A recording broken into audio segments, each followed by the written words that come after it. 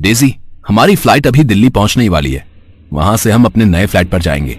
उसके बाद मुझे माँ पापा से मिलने जाना होगा। पर क्या तुम मुझे अपने मॉम डैड से नहीं मिलवाओगे? हमारी नई नई शादी हुई है, मैं भी उनसे मिलना चाहती हूँ। अभी नहीं डार्लिंग, अभी सही समय नहीं आया है। हम अचानक से गए तो बात बिगड़ सकती है। पहले मैं उनसे बात कर लूं, उसके बाद मैं अपने आप तुम्हें वहां ले चलूंगा। रवि लंदन में नौकरी करता था। अब वो वापस इंडिया लौट रहा था। डेजी एक विदेशी लड़की है। वो भी रवि के साथ ही जॉब करती थी और उन दोनों में प्यार हो गया। रवि और डेजी ने शादी कर ली। रवि डेजी को लेकर अपने नए फ्लैट पहुंचता है। डेजी, तुम हाथ मुंह धोकर फ्रेश हो जाओ। मैं माँ पापा से मिलकर थोड़ी देर में आ जाऊंगा और खाना भी घर से ही पैक करवा लूंगा। रवि डेजी को फ्लैट में छोड़कर अपने घर पहुंचता है। उसे सामने देखकर उसके माता पिता बहुत खुश होते हैं, पर कोई और भी खुश था जो दरवाजे की ओट से रवि को देख रहा था, और वो थी रवि की पहली पत्नी शोभा। शोभा एक सीधी सादी लड़की थी। रवि 3 साल पहले जब लंदन गया तो जाने से पहले ही उसकी शादी शोभा से करा दी गई थी, पर रवि शोभा को बिल्कुल भी पसंद नहीं करता था। इसका कारण यही था कि शोभा गांव की लड़की थी। अच्छा हुआ तू वापस आ गया। अब शोभा के साथ आराम से रहना। तुम दोनों को तो बिल्कुल समय ही नहीं मिला एक दूसरे के साथ रहने का। अरे जानकी, अब इसने कहाँ जाना है? अब तो इसने अपनी पत्नी और होने वाले बाल बच्चों की जिम्मेदारी ही संभालनी है। माँ जी, मैंने इनके लिए खीर बनाई थी, मैं ले आऊं? हाँ हाँ बहू, इसमें पूछने वाली कौन सी बात है। विदेश में तो वैसे भी इसे खीर खाने को नहीं मिलती होगी। तुम दोनों आराम से बैठकर खाना खाओ, और बहू हमारा खाना हमारे कमरे में ही दे देना। चलो जी, इतने दिनों बाद बेटा आया है, दोनों को एक साथ बैठकर बात करने दो। मौका अच्छा है, शोभा से खाना पैक करवा लेता हूँ।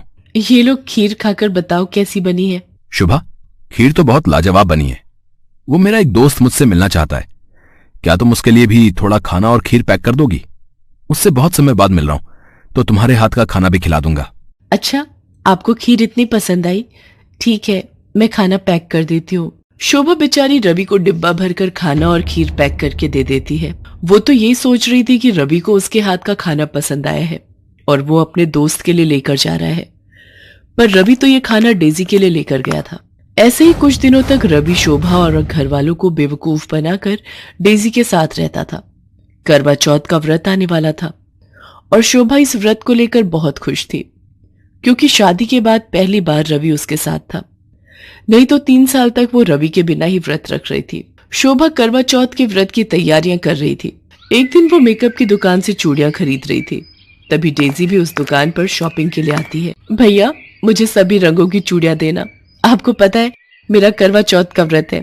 आप मुझे बढ़िया चूड़ियां दिखाना, जिससे मेरे पति मुझे तैयार होता देखे और मैं सबसे सुंदर लगूं। अगर आप बुरा न माने तो ये सब सुनना मुझे बहुत अच्छा लग रहा है। क्या आप बता सकती हैं कि ये सब आप अपने हस्बैंड के लिए क्यों कर रही हैं? आप तो विदेशी मेम साहब लग रही हो। आपको करवा चौथ के व्रत के बारे में नहीं पता?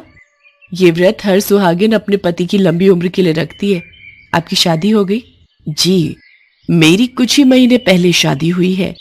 मैं भी इस व्रत को रखना चाहती हूँ। क्या आप मुझे इसके बारे में बताएंगी? मैं यहाँ पर किसी को भी नहीं जानती हूँ। अगर आप मेरी इतनी हेल्प कर दें। ऐसे ही बातें करते हुए शोभा और डेजी अच्छी दोस्त बन गई। शोभा डेजी को करवा चौथ के व्रत की सारी तैयारी करवाती है, पूरी शॉपिंग करवाती है। डेजी को शोभा का स्वभाव बहुत अच्छा लगता है।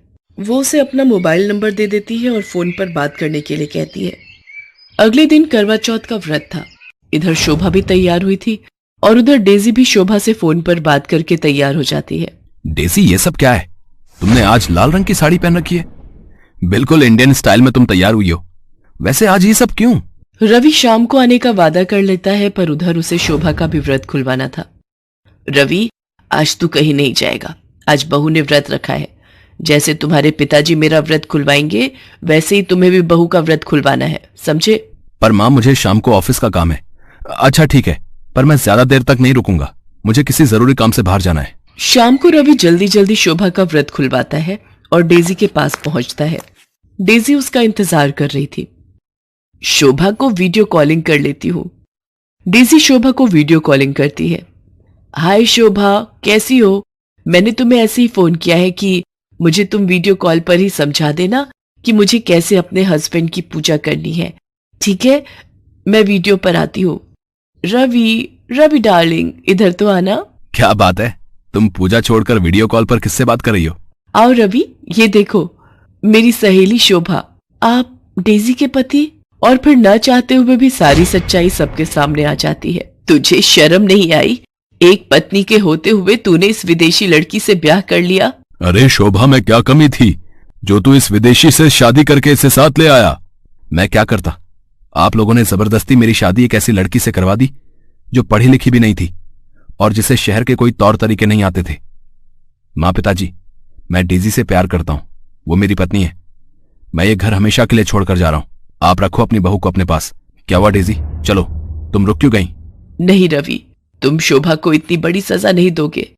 ये तुमसे सच्चा प्यार करती है जैसे मैं तुमसे करती हूँ। शोभा की कोई गलती नहीं है, वो तुम्हारी पहली पत्नी है और मैं शोभा को छोड़कर कहीं नहीं जाऊंगी। डेजी का ऐसा व्यवहार देखकर शोभा और उसके सास ससुर हैरान रह जाते हैं। शोभा डेजी को गले लगा लेती है और उस दिन के बाद से देसी और विदेशी दोनों सौतन बहू बहनों की तरह रहने लगती हैं। रवि को भी अपनी गलती का एहसास हो जाता है और वो अपनी दोनों पत्नियों को बराबर का हक देता है।